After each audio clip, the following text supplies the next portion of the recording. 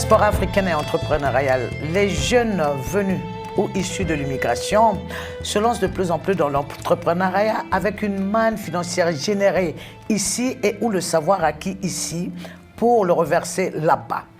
Ils restent ici ou maintiennent le lien étant là-bas avec la France malgré les tracasseries administratives et le jeu politique devenu parfois compliqué et complexe dans les relations entre la France et leur pays d'origine.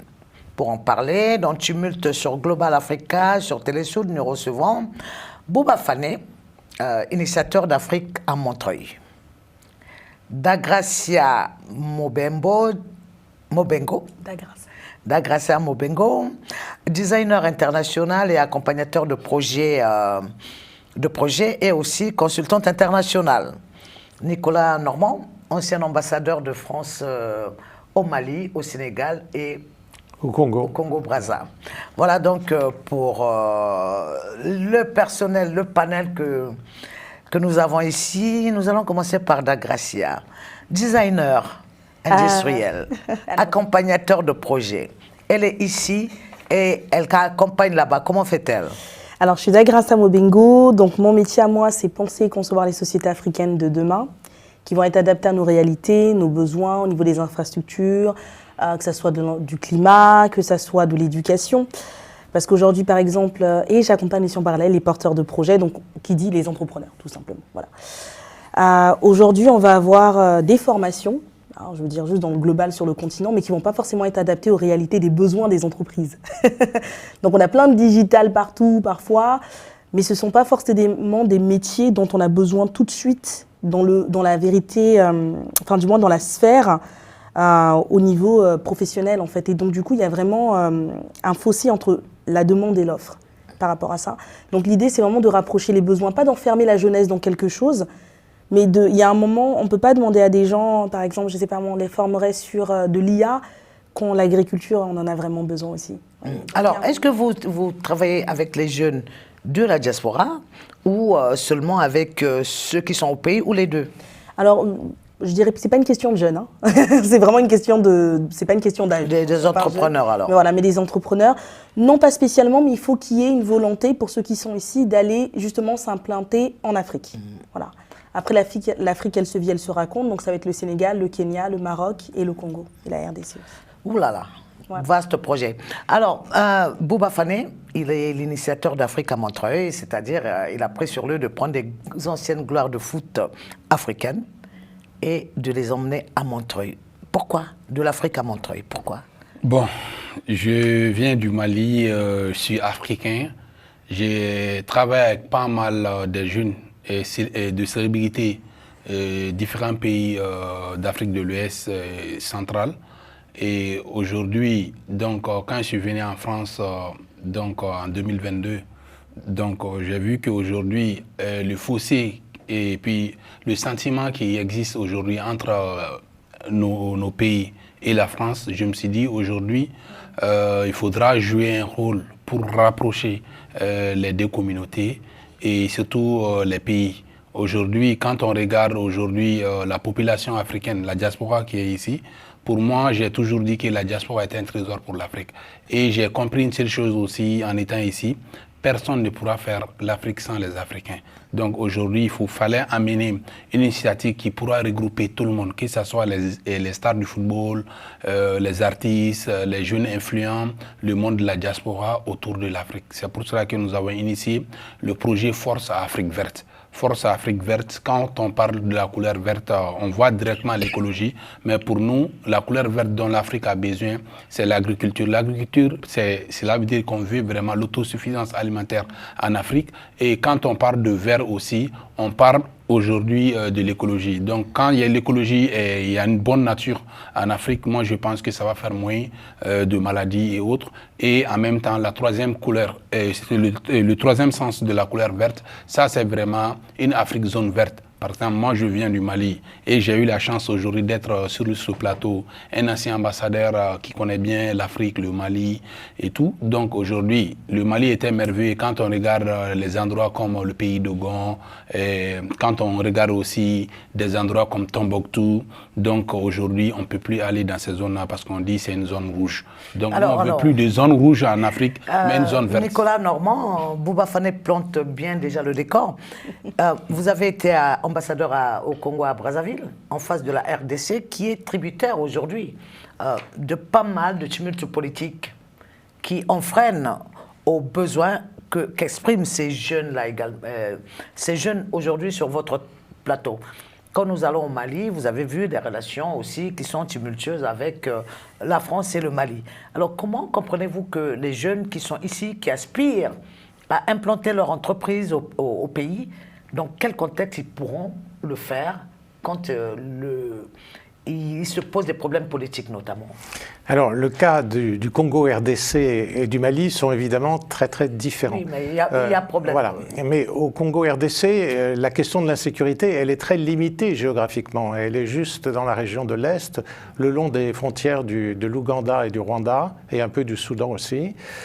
Tout le reste du Congo RDC, c'est-à-dire un immense territoire, il n'y a pas de problème sécuritaire. C'est important de le souligner quand même. Moi, je me suis beaucoup promené au Congo RDC, j'ai fait beaucoup de cours aussi à Kinshasa. Donc c'est une région qui a près de 100 millions d'habitants et bientôt 200 millions d'habitants. C'est le cœur de l'Afrique, un peu aussi son poumon pour les forêts.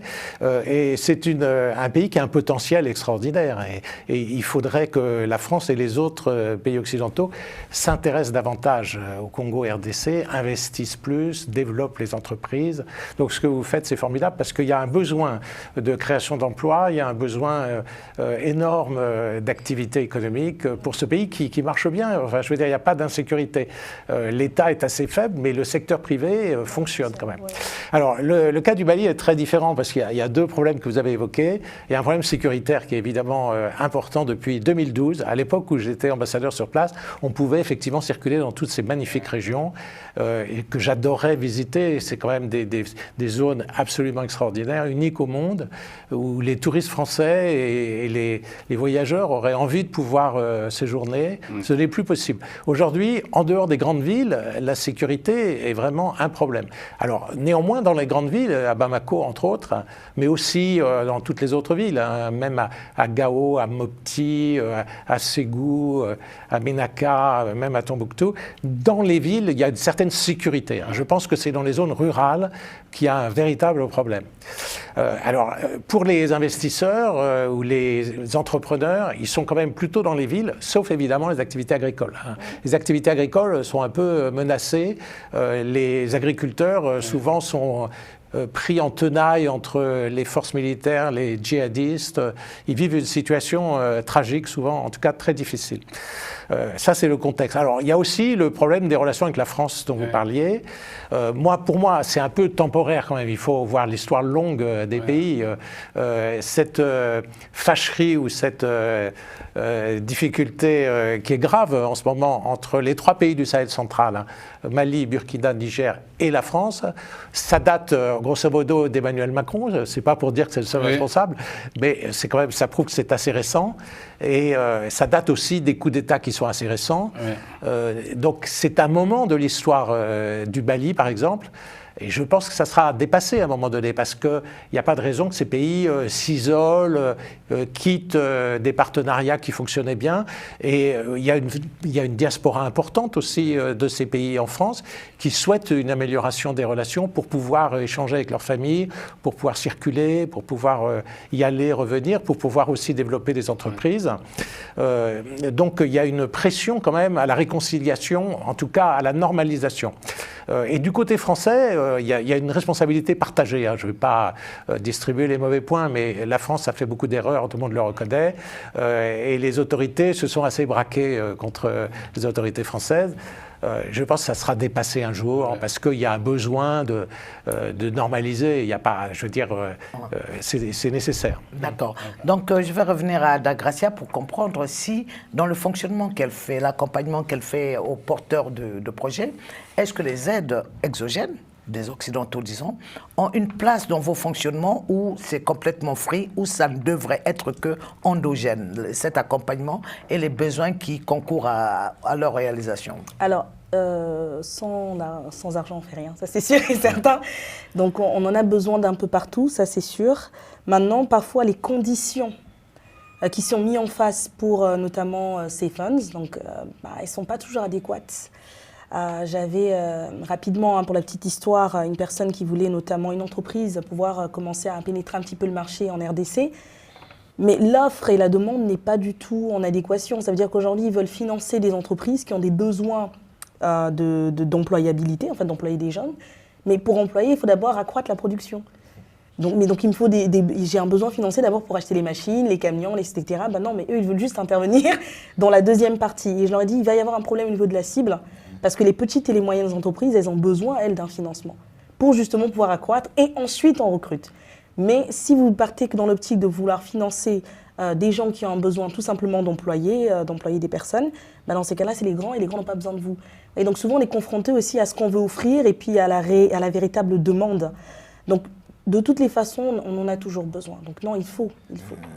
Alors, Bouba Fane, est-ce que chez vous aussi, ce besoin d'être financé ici et là-bas, parce qu'on a vu lors de votre manifestation qu'il y avait des personnalités de Versailles, du Quai d'Orsay et des personnalités maliennes, africaines qui ont décidé de vous accompagner. Est-ce que le financement pour vous doit être exclusivement africain-malien ou il faut l'ouvrir à tous les partenaires? Bon, notre projet déjà, c'est pas pour le Mali, c'est pour l'Afrique. Donc nous voulons vraiment amener d'abord tous les Africains déjà à faire l'effort pour faire de ce projet une réalité. Et après aussi motiver les amis de l'Afrique comme et la France, donc appuyer cette initiative. Parce que nous, on ne veut pas vraiment se focaliser... Mais vous n'avez pas peur qu'on vous dise que vous emmenez la France, qui est fauteuse de tout trouble, dans l'écosystème malien, dans la vie des Maliens, vous n'avez pas peur de ça, ou tant que ça profite aux Maliens, vous êtes preneur? Bon, nous, dans notre tête aujourd'hui, il faut essayer de corriger l'erreur. Pour corriger l'erreur de tout ce qui s'est passé. Parce que généralement, quand on prend les Africains, d'autres vont se focaliser jusqu'au temps de Samori Touré, Babemba, la colonisation et autres là. Mais aujourd'hui, quand tu regardes, les États-Unis ont été colonisés par l'Angleterre. L'Inde a été colonisée par l'Angleterre. Mais aujourd'hui, ces pays ont dépassé l'Angleterre parce qu'ils ont accepté de travailler.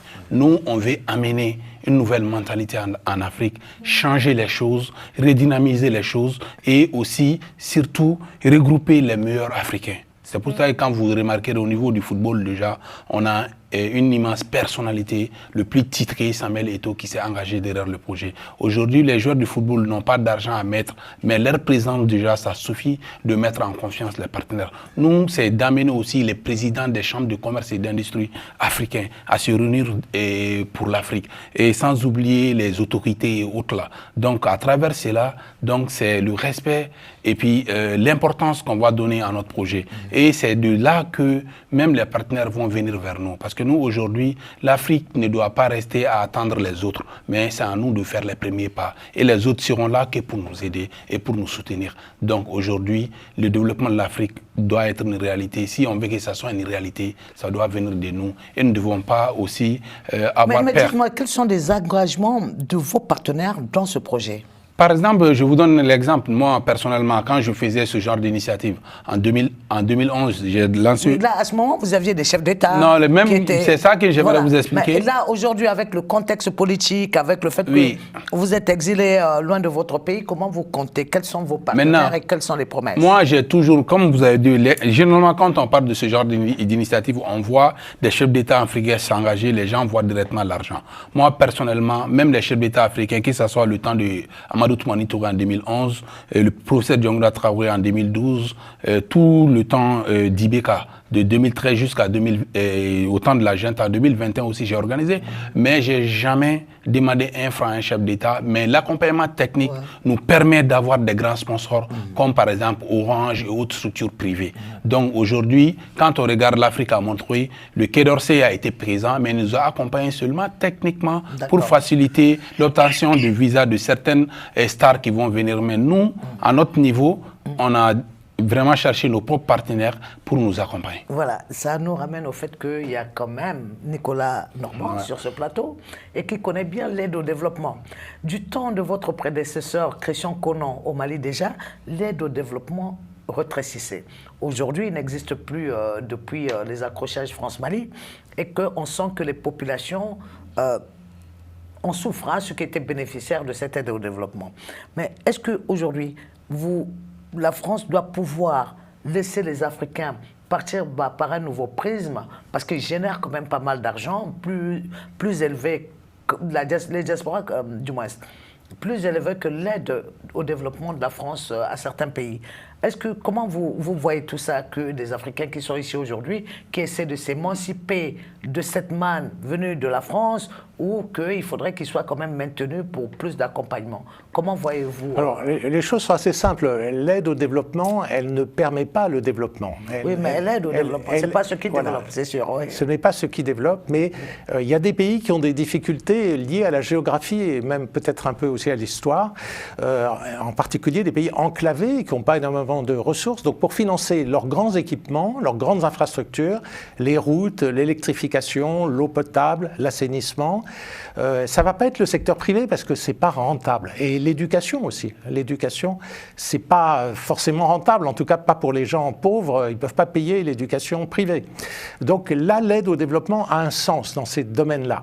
Mais vous voyez bien que ça crée un espèce de contexte du développement, mais ça ne va pas du tout suffire pour le développement. Le développement, ça vient de l'initiative privée, l'initiative des entrepreneurs, et ça vient aussi de l'État, non pas par des financements, mais par un cadre juridique qui soit favorable, c'est-à-dire un cadre fiscal, un cadre judiciaire, qui inspire la confiance, que les entrepreneurs sachent un peu qu'ils sachent prévoir l'avenir, qu'ils ne soient pas surpris par des démarches administratives qui peuvent les bloquer ou les gêner.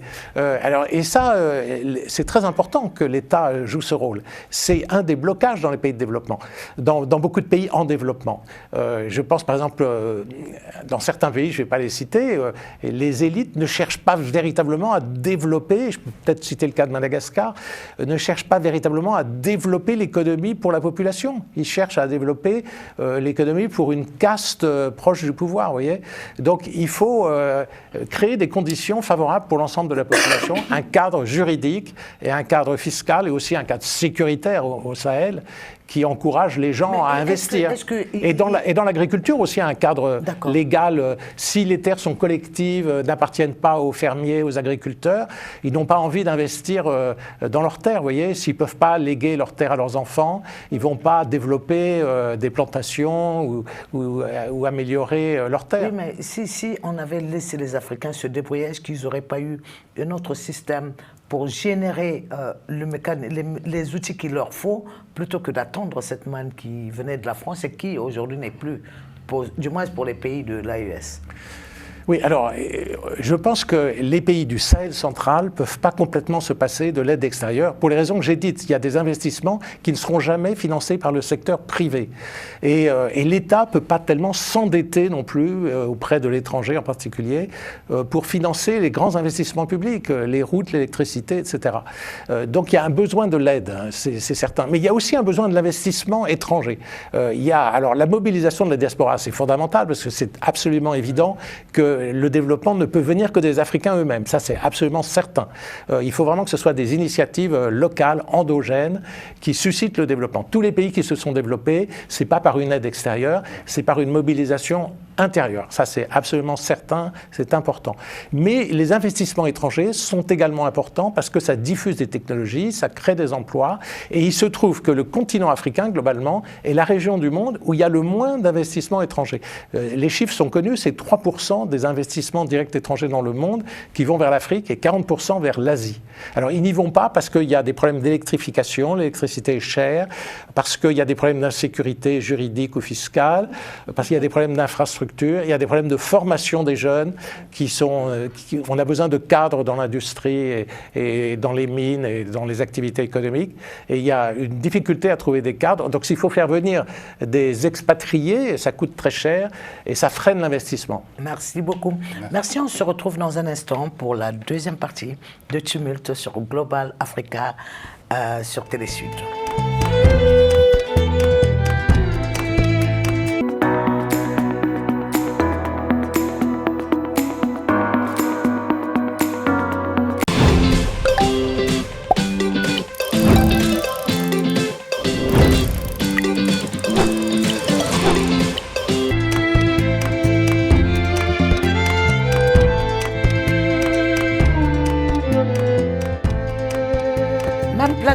Même invité sur Global Télésud Africa Tumulte sur Télésud. Voilà, même invité, je vous le disais, et on va continuer à parler. On redonne la parole à Alda Gracia qui va nous dire en fait qu'est-ce qu'elle fait. Elle reste-t-elle ici ou repart-elle sur le continent? Alors moi les deux, parce que déjà j'ai passé 24 ans de ma vie ici. Donc je peux dire que je suis plus française, du moins en termes d'acculturation que congolaise. Parce que moi j'ai quitté le Congo aux années 2000, j'avais 5-6 ans. Et c'est vraiment qu'à 28 ans que je suis retournée pour la première fois sur cette terre-là. Et c'est à ce moment-là que j'ai décidé finalement d'emmener toute cette matière grise, toutes mes expériences que j'ai pu avoir en France et ailleurs d'ailleurs, pour le développement déjà premièrement du Congo, mais puis finalement nul n'est prophète chez soi, donc on va un peu ailleurs pour pouvoir travailler. Mais essentiellement, je vais entre les deux. Voilà, entre le continent et ici, parce que je aussi... Et dans ce que vous faites, qu'est-ce que vous avez déjà pu réaliser avec les Africains et comment l'avez-vous fait? Combien de structures avez-vous déjà vous accompagné surtout? Alors, la magie avec aussi notre continent, c'est entre les oui et les non. Donc j'aurais pu faire beaucoup plus de choses, mais qui n'ont pas forcément abouti, parce que bien évidemment, il y a un moment, il y a des non-dits, ou il y a un changement de volonté, on parlait tout à l'heure du cadre juridique ou sécuritaire, si on peut dire ça comme ça. Donc actuellement, je vais avoir plusieurs porteurs de projets, j'en ai à peu près 50 à Kinshasa qui sont en train d'œuvrer, mais ce n'est pas moi directement. Moi, je vais surtout accompagner et travailler sur leur vision. Donc ce n'est pas mon empreinte à proprement dit, mais c'est mes orientations qui sont données pour l'avancement de leur entreprise. Donc je travaille vraiment derrière la scène. Alors, au contrario, Bouba Fane vient du continent pour avoir une vision qui retournera, qui aura un impact sur le continent. Alors, comment vous vous y prenez? Comment rapprochez-vous les ressources? Comment vous vous y prenez justement pour que l'Afrique de demain puisse être construite par rapport à votre présence aujourd'hui ici? Bon, ma présence ici aussi, comme je l'ai si bien dit, c'est amener les meilleurs jeunes africains. Parce qu'ici, au niveau de la diaspora, il y a les meilleurs. Donc, nous sommes aujourd'hui une très belle équipe composée des jeunes de Côte d'Ivoire, du Sénégal, du Bénin, du Cameroun, du Congo-Brazza. Donc, aujourd'hui, nous sommes en train vraiment d'aller vers la promotion du continent africain, montrer que vraiment l'Afrique est un vrai berceau de l'humanité. Mais en termes de quoi? Aujourd'hui, la question est très simple. Aujourd'hui, c'est amener l'ensemble des Africains et montrer qu'aujourd'hui, nous avons des ressources chez nous. Nous avons tout chez nous. Il faudra que l'expérience se retrouve en Europe. Il faudra amener les jeunes Africains, nos jeunes frères qui sont là-bas, surtout dans les quartiers périphériques là, à penser autrement. Parce qu'à penser autrement, pourquoi? Donc, c'est donner tout le temps cette philosophie et cette question, qu'est-ce que j'ai fait pour mon continent, qu'est-ce que j'ai fait pour mon pays? Oui, maman, là Bouba Fane est en train de nous dire qu'il est un petit voleur de l'intelligence des Français pour que les Africains puissent en profiter. Parce que votre incubateur, c'est ici, des jeunes formés ici qui vont servir en Afrique. Oui. C'est bien ça, quand je dis voleur, c'est... Non, j'ai compris. Mais le transfert d'intelligence, c'est toujours bien aujourd'hui. Quand on arrive à essayer d'échanger. Par exemple, nous avons notre force en Afrique. Aujourd'hui, la France a sa force aussi. Donc, il faut, comme il vient de dire, par exemple, en Afrique aujourd'hui, 70% des entreprises et des jeunes sont dans l'informel. Comment amener tout ceci dans le formel? Moi, j'étais en informel, mais on m'a poussé vers, en 2008, de créer une société qui est Mali Événement International, qui a réussi à faire de très belles choses au Mali. Donc aujourd'hui, il faut prendre toutes ces expériences-là à la jeunesse africaine d'autres pays. Et c'est pour cela que nous allons essayer d'organiser des coupes autour de projets FAV, des formations pour la jeunesse, amener les icônes, quand on dit les icônes, les gloires du football, les grands artistes, à passer ce genre de message pour montrer à la jeunesse qu'il n'y a pas de sous-métier. Donc lèvez-vous, travaillez pour notre continent. Donc c'est cette initiative qu'on va venir et qu'on arrête d'accuser les autres. Aujourd'hui, il faut vraiment rattraper ce retard. Ce n'est pas en accusant qu'on peut avoir ça. Oui, Nicolas Normand, justement, de ce que vous venez d'apprendre, vous n'avez pas entendu parler d'industrialisation. Et beaucoup d'Africains ont accusé la France, présente sur le continent depuis plusieurs années, sans favoriser cette industrialisation qui ne permet pas la transformation de nos ressources pour pouvoir agrandir les économies africaines. On a accusé la France de ça. Est-ce que vous pensez que c'est le rôle de la France de le faire, ou est-ce que c'était vraiment à nos dirigeants de pouvoir le faire et imprimer le début de quelque chose qui va peut-être changer et renforcer les économies africaines? Alors, écoutez, on n'accuse pas spécialement, à ma connaissance, la France de freiner. Non, quand on parle comme ça, on parle des pays d'Afrique francophone. Oui, non, mais je veux dire, les pays industrialisés sont effectivement en dehors de l'Afrique pour la plupart d'entre eux, et l'Afrique est sous-industrialisée, sauf l'Afrique du Sud, où j'ai passé aussi 3 ans. Il y a un besoin d'industrialisation, surtout parce que l'industrialisation crée beaucoup d'emplois. Les rentes de matières premières, ça ne crée pas beaucoup d'emplois. Le pétrole au Gabon, au Congo-Brazzaville, ne crée pas d'emplois tellement. Il y a besoin de manufactures pour créer des emplois. Et l'industrialisation, il y a des conditions pour ça. Il faut souvent des investissements étrangers. Ça peut être éventuellement une industrialisation totalement locale, mais souvent les technologies sont quand même importées parce qu'il faut être compétitif au niveau mondial. Il faut avoir un avantage comparatif pour pouvoir exporter des produits. Pour qu'un pays africain puisse vivre aujourd'hui, il a besoin d'exporter parce qu'il ne peut pas tout produire sur place. Et pour importer, il faut qu'il exporte pour équilibrer son commerce. Et donc, l'industrialisation doit trouver des débouchés. Pour ça, il faut avoir un avantage comparatif. Alors, c'est quoi les avantages comparatifs en Afrique? C'est essentiellement la transformation des matières premières, à condition que le coût de l'électricité, que le coût de la main-d'œuvre ne soit pas trop élevé et que le pays ne soit pas trop enclavé. Pour le Mali, par exemple, c'est difficile d'industrialiser parce qu'il y a l'accès au marché international qui est difficile, le pays étant enclavé. Donc les pays côtiers sont avantagés. C'est d'ailleurs pour la raison pour laquelle les pays qui réussissent le mieux sont quand même des pays côtiers. Oui, vous avez quand même travaillé dans 3 pays, dans 2 côtiers, le Congo, le Sénégal, qui ne sont pas plus industrialisés. La Côte d'Ivoire commence à s'industrialiser. Le Sénégal, ça commence un petit peu. Non, mais je suis d'accord avec vous, il y a un gros besoin d'industrialisation. Le potentiel existe, mais il n'est pas réalisé. Alors, pour le réaliser, il faut des jeunes qui soient formés. La formation, c'est essentiel. On parlait tout à l'heure de culture ou de vol de culture. Non, l'intelligence, la culture, le savoir-faire, la technologie, ça n'appartient pas à un pays, c'est complètement international, c'est mondial. Ça doit être une transmission universelle. Voilà, c'est universel. Et alors, il faut aussi voir pourquoi certains pays asiatiques ont particulièrement réussi.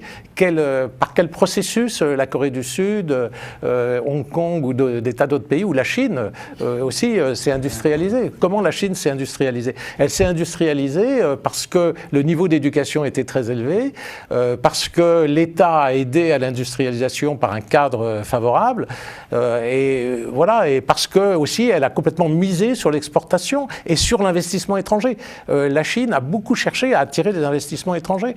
Elle en profite aujourd'hui. Elle est complètement mondialisée. C'est le pays qui défend le plus la mondialisation. Donc il ne faut pas que les pays africains se renferment. Certains sont tentés de le faire quelquefois en disant, en favorisant un repli pour des raisons au nom de la souveraineté. Alors que la souveraineté, le principe, c'est de pouvoir impacter pour l'intérêt de son pays en commerçant avec l'autre. Voilà, oui, c'est ce qu'avait compris le Japon au XIXe siècle avec la révolution Meiji. C'était par souveraineté qu'ils se sont ouverts à l'étranger pour ne pas être colonisés par l'étranger au XIXe siècle. Et donc ils ont envoyé des missions en Europe et aux États-Unis pour importer les technologies. Et ensuite ils ont dépassé les Américains et les Européens, comme Taïwan aussi aujourd'hui sur les semi-conducteurs. Ils sont en pointe sur plein de technologies par rapport aux autres pays industrialisés. Dagracia Mobengo. Oui.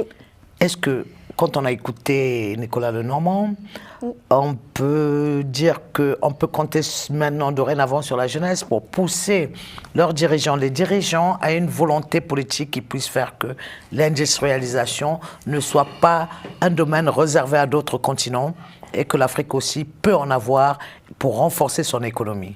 Alors oui, de toutes les façons, les jeunes, c'est les adultes de demain. si on peut dire ça comme ça. Mais pour ça, ça ne se fera pas tant qu'il n'y aura pas une véritable formation profonde et aussi une revalorisation au niveau des mentalités, des comportements face au travail. Et nous, on est encore dans une culture où, je ne dis pas que c'est bien ou pas bien, mais on peut avoir cette culture où on a un décès et puis on ne se pointe pas pendant 2 semaines. Sauf que l'usine, il faut qu'elle tourne. Et on ne peut pas être absent pendant 2 semaines. Donc il y a aussi des choses qu'il faut soit trouver une économie qui nous ressemble, soit il va falloir réajuster des choses. Parce qu'on est en pleine mondialisation et en fait, il y a des choses qu'il faut qu'on capte. Oui, mais non, attends, vous et moi, nous sommes du Congo. Bien sûr. On a en face un pays marché. Oui. Congo-Brazzaville, 5 millions d'habitants. Oui, oui. Congo-RDC, 100 millions d'habitants. Quand il n'y a même pas un pont pour pouvoir favoriser ces échanges-là, est-ce que vous avez espoir qu'un jour, l'économie... C'est les dirigeants qui ne veulent pas qu'il y ait un pont parce que tout est financé, tous les projets existent. Après, ce que j'allais dire... C'est un problème politique. Hein. Je pense que chez nous, et là je parle dans sa généralité en parlant du continent, parce qu'on parle souvent de l'Afrique comme si c'était un bloc, mais en fait c'est des pays. Hein. Mais c'est une question de volonté, sincèrement. Maintenant, qui a tort, qui a raison, je ne vais pas m'immiscer dedans, parce que voilà, c'est pas le sujet. Mais qu'est-ce qu'on veut finalement pour demain ? Et on ne peut pas continuer comme ça. C'est-à-dire qu'il y a des crises qui sont en train d'avoir de plus en plus. Quand on me dit dans quelques années, on va avoir le continent où 40% de la population mondiale des jeunes sera sur le continent, c'est une masse, quoi. Il faut la nourrir, il faut la former, il faut la préparer. Sinon, ça devient d'autres problèmes. On a un gros problème des bébés noirs. Ça crée d'autres choses, en fait. Les colonnas de Brazzaville. Voilà, mais même pas qu'à Brazza, sauf qu'ils ont d'autres noms. Hein, vous savez, les vols et les massacres et autre chose, ça a toujours été. Hein, les noms changent, si on peut dire ça comme ça. Mais aujourd'hui, c'est l'oisiveté, c'est le manque d'avenir, c'est le manque de tout, en fait. Et je ne parle pas forcément parce qu'il n'y a pas les moyens. Mais vous savez, la première liberté, je dis toujours qu'elle est dans la tête. Et malheureusement, aujourd'hui, on n'incite pas nos jeunes à rêver parce qu'avant même de penser, on vous a déjà pris 60% de votre idée, quoi. Alors, Bouba Fane, vous qui êtes vous avez raison. Du Sahel et qui avez une vision panafricaine de l'entrepreneuriat, de l'investissement des jeunes, est-ce que vous pensez avec... manque de volonté, manque d'industrialisation, que l'Afrique pourra un jour, du moins, ressembler au Maroc ou à l'Afrique du Sud, qui ont des points sur lesquels on peut dire qu'on peut espérer que quelque chose... L'Éthiopie aussi, comment même l'Éthiopie avec les hubs... Les hubs de Ethiopian Airlines. Le Rwanda aussi. Voilà. Oui, le Rwanda, pas mal. Le Kenya s'industrialise oui, bien sûr, aussi. le Kenya aussi. Hein, donc, voilà. Ouais, comme il a si bien dit, on prend exemple seulement sur la Côte d'Ivoire, déjà, un pays de l'Afrique de l'Ouest qui est très émergent aujourd'hui. Le Sénégal aussi est très émergent.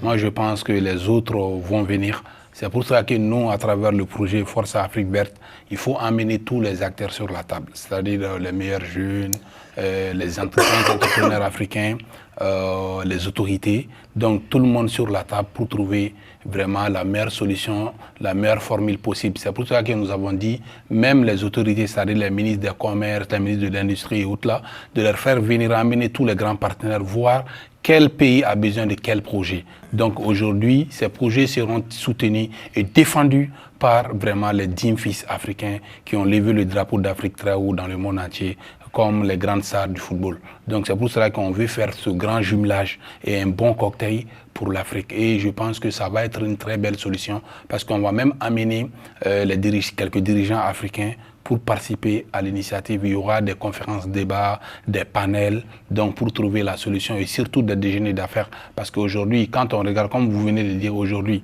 on peut être de Brazzaville et l'autre peut être du RDC ou l'autre peut être du Mali. On peut avoir besoin d'un opérateur économique ou d'un grand partenaire dans ces pays-là. Donc c'est l'occasion que vraiment les Africains se réunissent et se connaissent et pour essayer vraiment de casser les frontières entre les pays. Merci Bouba Fane. Donc nous allons revenir dans quelques instants pour la suite de notre émission Tumulte sur Global Africa Télésud.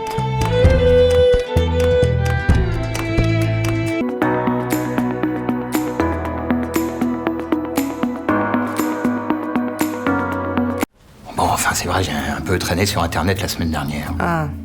Je suis tombé sur des codes craqués. Mais moi, j'ai pas craqué, hein. Bravo. J'ai tenu bon. Je suis fier de vous. Je tiens bon. C'est bien. Merci à vous, qui soutenez la création en regardant légalement vos films et vos séries. Je tiens bon, je tiens bon, je tiens bon.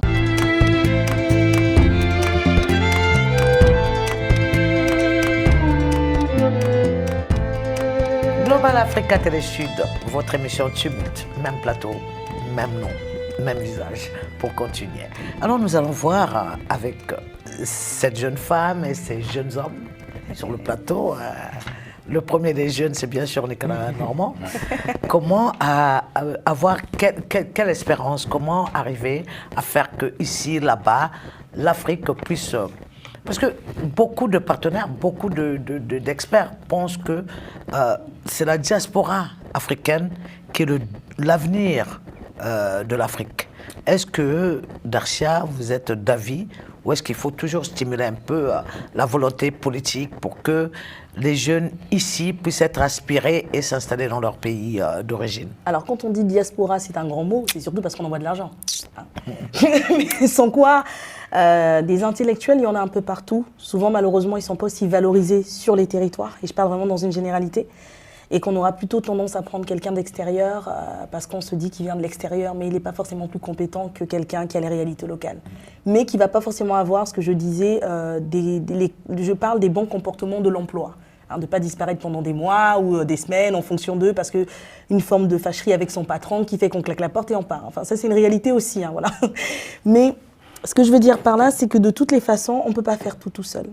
On a autant besoin du gouvernement que du secteur privé et on a autant besoin de nos jeunes parce que, comme je le dis, et je ne cesserai de le dire, c'est les adultes de demain.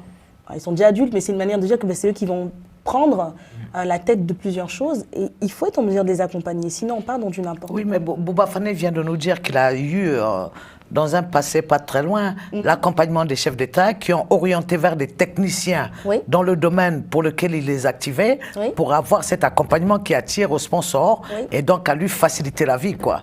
Mais est-ce que vous en avez eu? Est-ce que vous pensez qu'il y a beaucoup de pays aussi qui en ont besoin et où que cette volonté n'est pas toujours présente? Alors, je suis quand même tenue un petit peu à pas tout dire au niveau de mes porteurs de projets, etc. et autres.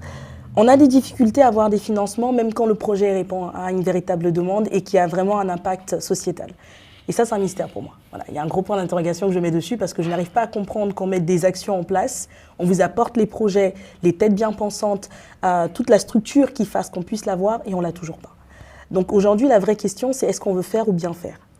Et si c'est juste faire, je comprends parfois qu'il y ait des incohérences de non-financement ou d'accompagnement, mais si c'est bien faire, il y a vraiment une problématique parce qu'il y a tous ces discours qu'on entend sur le développement de l'Afrique, l'aide, et puis il y a la réalité. Hein. Quand on emmène des choses concrètes sur la table, il y a peu qui suivent, quoi.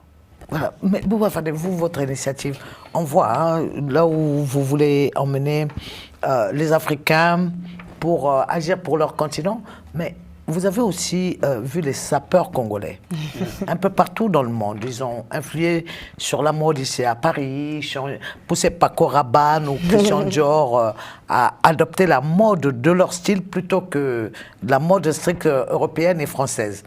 Mais on n'a pas vu, par exemple, d'industrialisation vis-à-vis de cette culture-là qui aurait pu beaucoup changer sur le continent. Est-ce que votre initiative à vous ne risque pas de ressembler au manque d'industrialisation autour de la mode, de la SAP en Afrique centrale? Bon, je ne maîtrise pas trop la mode au niveau de l'Afrique centrale, mais en tant que fils de styliste, donc aujourd'hui, c'est pour ça que j'ai même créé la marque Force Afrique Verte, parce qu'aujourd'hui, on va faire des chemises Bokolan, même des robes en Bokolan, où on va inciter, c'est-à-dire que pas seulement les Africains à porter, mais vraiment, aujourd'hui, nous, on porte par exemple les vestes et autres là, ça vient de l'Occident, on porte des tennis chinois et autres là. Nous aussi, on va essayer de faire en sorte que, pour que les autres aussi portent pour l'Afrique et que les autres aussi s'engagent et déjà à faire de ces initiatives une initiative dont l'Afrique peut gagner beaucoup. Oui, mais on a déjà Vieux-Fane au Mali, les Alfadi, les Awameïté pour le Mali, ainsi de suite, Patéo qui ont essayé, mais vous pensez que c'est insuffisant? C'est insuffisant. Moi, je pense qu'il y a, comme on dit là, c'est une nouvelle génération qui est là. Donc aujourd'hui, il ne faut plus avoir peur de son nombre. Parce qu'on peut dire qu'eux, ils ont été impayés.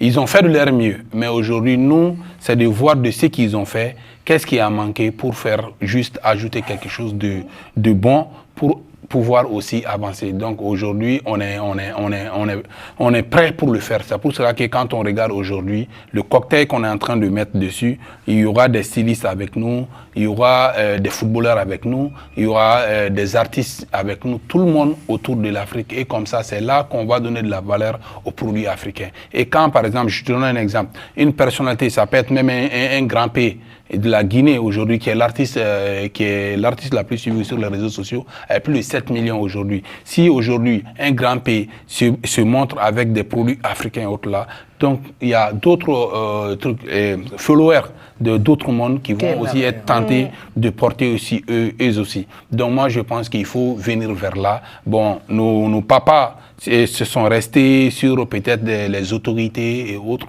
mais nous, c'est vraiment amener tout le monde. Et je pense que c'est la meilleure solution pour l'Afrique. Quand on parle de volonté politique, Nicolas Normand, c'est dire qu'il faut bousculer les paradigmes. Il faut bousculer les choses. Je crois que la diaspora est bien placée pour le faire parce qu'elle est ouverte au monde. Il ne faut pas se replier sur des traditions. Il faut voir que l'économie fonctionne par destruction créatrice, n'est-ce pas? C'est-à-dire qu'à chaque fois qu'il y a une innovation, il y a des perdants et des gagnants. Et les perdants, ce sont en général les élites héritées, les élites actuelles ou passées. Ce sont les gens qui ne veulent pas que les choses changent parce qu'ils sont dans une situation avantageuse. Donc les entrepreneurs et l'économie, ça favorise des bouleversements sociaux, des bouleversements politiques, et il se peut que dans certains pays, les élites au pouvoir freinent l'innovation, freinent l'entrepreneuriat, parce que ça bouscule leur pouvoir, leur domination, leur tradition. Et il est bien que les jeunes osent à la fois par l'imagination, par le risque. Créer une activité économique, c'est un risque que l'on prend, un risque personnel, financier, un risque à tout point de vue social aussi, parce que ça dérange beaucoup de choses, beaucoup de gens, et ça peut déranger les élites politiques. Donc il peut y avoir dans certains pays un freinage à ce niveau. Les rentiers du trésor public, on s'adresse à vous particulièrement. Ceux qui les mangent mille, les picassiers du trésor public, laissez les jeunes évoluer. C'est un peu ce que vous voulez dire? Il faut pas évoluer, il faut que les jeunes prennent l'initiative, et innovent et dérangent un peu l'existant, ça c'est vrai. Alors moi je voudrais juste rebondir sur ça parce que l'initiative est là, mais l'accompagnement ne suit pas. Oui, mais pour cette raison-là, souvent les gens n'ont pas envie d'accompagner, mais ça dérange un peu l'existant. Voilà, et justement, donc aujourd'hui, c'est vrai que on peut avoir toute la volonté du monde, mais si en face on a un mur, et je ne parle pas forcément des politiques, mais de l'environnement ou même des personnes, parce que souvent, vous savez, quand on entreprend, on commence d'abord par l'entourage proche. D'accord ? Une idée, elle naît d'abord de ce qui est en vous, certainement, mais il y a aussi les gens qui sont autour qui vous accompagnent. Et il y a cette raz-de-marée entre jeunes où souvent ils ont tendance à s'annexer les uns des autres. C'est pas une bonne idée parce qu'un tel a essayé, un tel ceci, pourquoi toi, est-ce que tu iras ? Donc il y a aussi une forme de frein à rêver, je dirais, si on peut dire ça comme ça, à ne serait-ce qu'améliorer la vie de son quartier, quoi. Où on va avoir toute cette forme de... Moi, pour l'avoir vécu, je parle de mon expérience personnelle quand j'étais au Congo-Brazza, je suis restée je suis restée un bon moment, mais j'ai pas fait autant que j'ai fait au Sénégal. Parce qu'il y a tous ces freins, toute cette culture de où est-ce que tu vas, quels sont les antécédents de telle personne que tu vas rencontrer. Donc, avancer au Congo, c'est pas pareil. Toute la société veut avoir un peu le casier judiciaire de la personne que vous êtes avant de vous laisser évoluer, c'est ça? Il y a aussi le poids des familles qui cherchent à tirer profit de celui qui gagne de l'argent aussi. Celui qui gagne de l'argent, mais surtout, avant de commencer, on vous fait comprendre que ton oncle a essayé, n'a pas réussi, on te fait comprendre que ta sœur, ta tante, ta cousine, etc. Mais moi, je ne suis pas eux. Donc déjà, vous arrivez avec une succession de formes d'échecs, parce que l'échec, ça fait grandir. On ne peut pas réussir si on n'a pas loupé avant. Et ça, je pense que c'est important de changer les narratives. Donc on arrive dans un truc où, même avant d'avoir commencé, on vous freine déjà. Et moi, j'ai des jeunes qui sont doués, ou moins jeunes d'ailleurs, qui sont doués, qui ont des très très bonnes idées, mais l'environnement entre eux, prête-moi, je suis de ta famille et je te payerai plus tard, mais quand t'as acheté. Alors il y a des recettes pour ça. Par exemple, un Sénégalais réussira mieux au Mali qu'un Malien qui réussira plutôt au Sénégal. Parce qu'il n'a pas tout son environnement social, familial, qui risque de faire pression sur lui pour être embauché. Oui, c'est comme les enfants de la diaspora. Issus de la diaspora, on n'a pas les mêmes pressions que nos parents qui sont directement venus du pays. Oui, tout ça est bien beau, mais on a un contrat qui veut que cette dernière partie de l'émission soit basée sur les perspectives. Qu'est-ce qu'il faut faire? Comment entrevoyez-vous les choses, Bouba Fane? Bon, je vois les choses positivement, comme Dagra, ça vient de dire. Aujourd'hui, Par exemple, en 2011, quand j'organisais l'événement, il y a eu des gloires du football maliens qui jouaient dans des grands clubs du monde. M'ont dit que c'est impossible d'organiser un match de gala. Beaucoup ont tenté, ils ont échoué. Mais moi, je l'ai fait jusqu'à ce que le président s'est dit, le peuple malien à la télévision nationale, je suis fier, le Mali est fier. Donc aujourd'hui, les perspectives sont vraiment nombreuses. Donc à nous de savoir qu'est-ce qu'on veut, donc où aller, ou comment réussir. Donc si on sait tout cela, je pense que aujourd'hui, les perspectives, c'est vraiment que le développement est devenu une réalité. Nicolas. Oui, je suis d'accord avec ce qu'il vient de... Je dirais même que les événements politiques récents, de rejet de la France et autres, ont aussi un côté positif, il faut le dire. C'est le fait que les populations se sont mobilisées, ont compris que l'initiative viendrait d'elle-même, que les secours ne viendraient pas de l'étranger, que ce soit sécuritaire ou économique. Donc il y a un côté positif. L'autre côté positif, c'est qu'il faut qu'ils fassent leurs expériences aussi. C'est important. Aucun pays ne progresse sans faire ses propres expériences, bonnes ou mauvaises. L'échec fait partie de la réussite, comme ça a été dit. Quand les choses ne marchent pas, on apprend quand même des choses de l'échec. Et donc, ce qui se passe au Mali, au Niger et au Burkina Faso, il y a des drames, il y a des difficultés, il y a des problèmes sécuritaires majeurs. Il y a aussi une restriction des libertés, il y a toutes sortes de problèmes. Mais il peut y avoir un côté positif, c'est que c'est une activité ou une situation temporaire dont on tirera des leçons bénéfiques pour tous, je pense. Merci, on va se retrouver pour la dernière partie, la partie la plus succulente de notre émission qui parlera de panafricains et panafricanistes. On se retrouve dans quelques instants.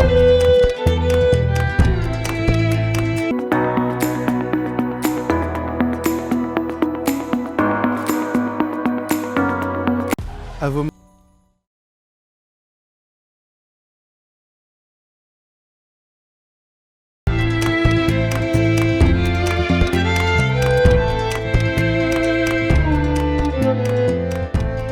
Télésud Global Africa, tumulte. Alors, africains, panafricains, panafricanistes, vous en entendez de plusieurs manières. Nos jeunes qui confondent les enjeux et les relations de l'Afrique avec le monde pour se fermer. Est-ce que vous pensez que c'est une bonne chose? Bon, moi je pense que c'est une très mauvaise chose. Aujourd'hui, comme on dit, on peut se dire certaines vérités, on peut critiquer les relations entre nos pays et d'autres pays. Moi je pense que, quand j'ai été éduqué, on m'a toujours dit, aujourd'hui chez nous, nous sommes des forgerons. Nous, on ne connaît que le travail. Aujourd'hui, en Afrique, on ne doit plus respecter un jeune qui vient seulement que pour parler, mais il n'y a pas d'action derrière. Alors qu'aujourd'hui, l'Afrique n'a plus besoin de paroles. Si c'est des paroles, on a écouté pas mal de grands dirigeants qui ont tellement parlé, et des griots aussi, qui sont là, qui parlent, et des rappeurs, tout le monde. Donc on a trop entendu. Mais aujourd'hui, un vrai panafricain, c'est celui qui pose des actions concrètes. Quand on parle des actions concrètes, comment amener par exemple une industrie qui va embaucher des jeunes en Afrique, comment former la jeunesse, comment pousser la jeunesse au travail. Moi je pense que c'est ça le vrai panafricanisme. Voilà, le vrai panafricanisme, c'est pas la parole. Justement, il y a 5 pays de l'Afrique de l'Est qui vont mettre un visa touristique unique. Est-ce que vous pensez que ça, par exemple, ça participe à la construction de l'Afrique par rapport à ceux qui veulent des petits ensembles, quitter des grands ensembles pour en créer des petits? Après, les pays sont libres. Je pense qu'aujourd'hui, on vit notre crise aussi. Une crise identitaire, une crise de qui nous sommes et de ce qui est à nous. Donc, quand tout ça sera passé, peut-être qu'on trouvera des solutions pérennes pour tout le monde. Mais on ne peut pas mettre des freins, je pense, mais après, c'est mon humble avis, à des gens dont la seule chose qu'ils revendiquent, c'est leur identité, leur appartenance à leur terre et qui ils sont. Donc aujourd'hui, laissons les gens faire. Il y a eu la Révolution française aussi, avant d'avoir la France d'aujourd'hui. Donc on est dans notre forme de révolution aussi, on est en quête de quelque chose. Laissons-nous trouver ce qui fonctionne. Mais dans le narratif, est-ce que ce qui est donné comme narratif, surtout sur les réseaux sociaux, aide les Africains à vraiment se construire, ou bien c'est régressif par rapport aux acquis qu'on a eu jusqu'à présent? Après, ça dépend ce qu'on écoute, bien évidemment. Les médias sont bien, mais encore une fois, il y a du moins bien quand on commence vraiment dans ce qu'on appelle une forme de propagande et de pollution intellectuelle. Enfin, je veux dire, aujourd'hui, surtout ce qu'on entend, c'est nos ancêtres, c'est super. Mais là, tout de suite, il n'y a pas d'ancêtres. Il y a nous et nos jeunes de Il y a la revendication Voilà. de nos religions ancestrales aussi. Oui, je ne parle Il y a pas de, tout ça. de toutes ces choses-là, parce qu'on sort encore complètement. Moi, je parle vraiment du travail. Vous savez que vous pouvez croire en ce que vous voulez, mettre un turban ou pas. Enfin, là n'est pas la question. C'est aujourd'hui, c'est qu'est-ce qu'on mange. Comment est-ce qu'on devient autosuffisant? Quels sont les emplois concrets? Où sont les industries dont on a besoin? Et je pense qu'il faut se recentrer. Je ne dis pas que c'est pas bien, parce que ça fait partie de nous. Encore une fois, tout homme, tout individu est libre de croire et de penser ce qu'il veut, à partir du moment où ça avance. Ouais. Et aujourd'hui, sur le continent, on a cette grande difficulté de voir les choses avancer et aboutir. Donc on a plein de, même les réseaux sociaux, des polémiques où on est beaucoup sur des histoires où un tel est sorti avec un tel et tout ça. Vous Qui ne passez votre rapportent rien. journée Qui ne rapportent rien du dans tout. des polémiques Alors, qui n'ont pas finir, quoi. Nicolas Normand, autant sur les réseaux sociaux, on casse la France, pilleuse. Alors, Elle pille, hein. Elle a tout volé en Afrique. Mais est-ce que vous sentez quelque chose qui viendrait de ces mêmes personnes qui montrent que eux, ils sont dans une dynamique développatoire de l'Afrique? Alors, vous savez, le problème, c'est que l'Afrique, elle est victime, en quelque sorte, enfin, elle est utilisée dans une guerre informationnelle entre l'Est et l'Ouest, on peut dire, enfin, entre les pays occidentaux et la Russie. Ça date surtout de l'affaire de l'Ukraine, de la Crimée en 2014 et de l'invasion de l'Ukraine en 2022. Plutôt depuis 2019, quand même, les narratifs se posaient, Voilà. Alors, les mécanismes voilà. d'information, d'intox, de désinformation Non, mais se posaient déjà. la Russie est vous, sous- vous êtes peut-être de la génération plus jeune que moi, mais attention, hein, Non, mais nous les anciens, on connaît. Hein. depuis 2014, et ça s'est aggravé à partir de 2022, la Russie est sous sanction de la part des pays occidentaux et elle se venge par un narratif, par une propagande, par les réseaux sociaux, par des trolls, des vidéos, toutes sortes de choses qui sont des fabrications d'une machine parfaitement perfectionnée de propagande. Voilà. Alors, le problème, c'est que toutes ces thèses complotistes, par exemple, ils expliquent que c'est la France qui finance les djihadistes, qui arme les djihadistes, ou qui pille, qui prend l'or du Mali, ou des choses de ce genre. Bon, il faut se fier à des informations vérifiées, celles faites par les journalistes professionnels. Le problème des réseaux sociaux, c'est que tout le monde peut y déverser n'importe quoi, et les services étatiques de propagande utilisent les réseaux sociaux pour influencer des gens qui ne sont pas en mesure de vérifier et qui voient, qui risquent d'avaler des images truquées, en fait. Ouais. Alors ça, c'est un vrai problème. Maintenant, le panafricanisme, c'est une autre question quand même que vous avez soulevée. Il y a plusieurs éléments dans ce terme panafricaniste. S'il s'agit de dissoudre les frontières, il faut rester quand même réaliste, en sachant que une difficulté que rencontrent beaucoup de pays africains, c'est précisément que les structures étatiques sont trop faibles. C'est-à-dire que l'État ne maîtrise pas bien son territoire, ne contrôle pas l'ensemble du territoire, et l'économie est largement informelle, il y a très peu de ressources, l'armée est faible, la police est faible, la justice est faible, l'administration, l'éducation ne fonctionne pas bien. Et pour ça, il faut des frontières qui délimitent un espace de solidarité et un espace de sécurité. Donc, Exactement ce ouais. qu'avaient prôné les pères Voilà. de l'indépendance en Afrique, Oui, les panafricanistes d'origine. Alors, ça n'empêche C'est pas qu'il faut malheureusement développer les échanges sur économiques. Ça fera l'objet d'une autre émission. Les frontières ne doivent pas être un obstacle à l'économie, mais ça doit être une limite pour la solidarité et la sécurité. Voilà, merci beaucoup. Ce sont sur ces notes donc que nous allons finir notre émission, qui a vu la présence d'Agracia Mobengo. Elle est designer international, accompagnateur de projets, oui. Bouba Fané, initiateur d'Africa Montreuil, entre autres choses dans son panier d'entrepreneurs. Et enfin, Nicolas Normand, ancien ambassadeur de France au Sénégal, au Mali et au Congo-Brazzaville. Et avant, en Afrique du Sud aussi. En Afrique du Sud. ouais. Voilà, je vous invite à vous abonner au compte YouTube de Télésud Global Africa pour être informé et pour pouvoir écouter l'information, la vraie, sur tout le continent et un peu partout dans le monde. Merci.